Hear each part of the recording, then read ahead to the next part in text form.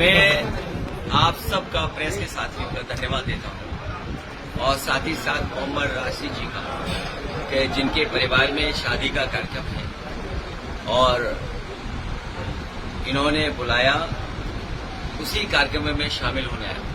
हमारे साथ अबू आसिफ आजमी जी, महाराष्ट्र के प्रदेश के अध्यक्ष और पार्टी के सभी जिम्मेदार साथी यहाँ पर मौजूद हैं। शादी के कार्यक्रम में, समारोह में आने से लाभ ये है कि सब लोगों से मिलने का मौका मिल जाता है और आजमगढ़ के कई शादी या पारिवारिक कार्यक्रमों में मुझे शामिल होने का मौका मिला है। हालांकि जो जनप्रतिनिधि हैं उन्हें अपने क्षेत्र में हम लोगों से कई गुना ज्यादा ऐसे कार्यक्रमों में शामिल होने का मौका मिलता है और करते भी हैं।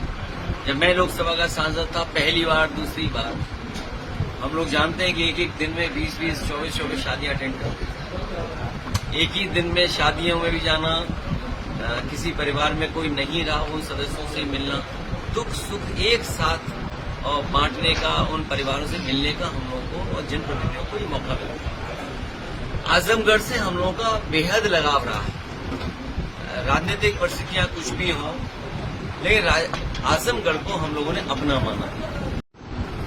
चाहे वो गाजीपुर हो, आपका जौनपुर है, आपका बलिया है, मऊ है और आसपास के सभी जनता से मैं धन्यवाद देना चाहता हूं। वैसे तो मैंने कई मौकों पर कहा है कि कठिन परिस्थितियां जब थीं लोकतंत्र बचाने की, संविधान बचाने की, तो यहाँ की जनता ने एकजुट होकर के हमारा साथ दिया। पीडीए परिवार से एकजुटता जो दिखाई दी है, उस लड़ाई को हम संकल्प लेते हैं आगे बढ़ाएंगे।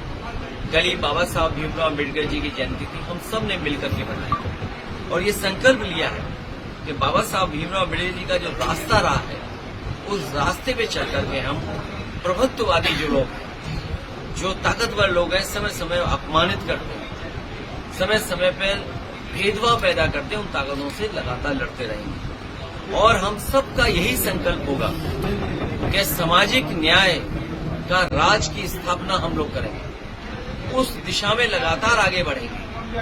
बाबा साहब ने जो हमें संविधान दिया है, उससे ज्यादा हमारे लिए सम्मान की और कोई चीज नहीं हो सकती। अभी तक तो हमारा आपका सम्मान बाबा साहब भीमराव अम्बेडकर के दिए हुए संविधान ने बचाया। अब हमारी सबकी मिलकर जिम्मेदारी बनती है कि जो संविधान को ठेस पहुंचाना चाहते हैं, उस संविधान को बचाने के लिए हम लोग काम लगातार करते रहेंगे।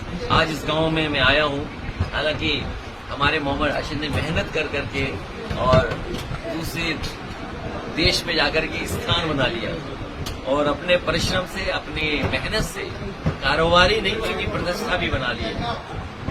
शहर में ऐसे घर होते हैं, लेकिन गांव में ये सुविधा होना, ये बड़ा काम किया है इन्होंने। इसी से गांव के प्रति लगाव बढ़ेगा लोगों का। मैं आपको भरोसा दिलाता हूं कि आजमगढ़ के विकास के लिए और जितना भी काम करना पड़ेगा हम लोग करेंगे।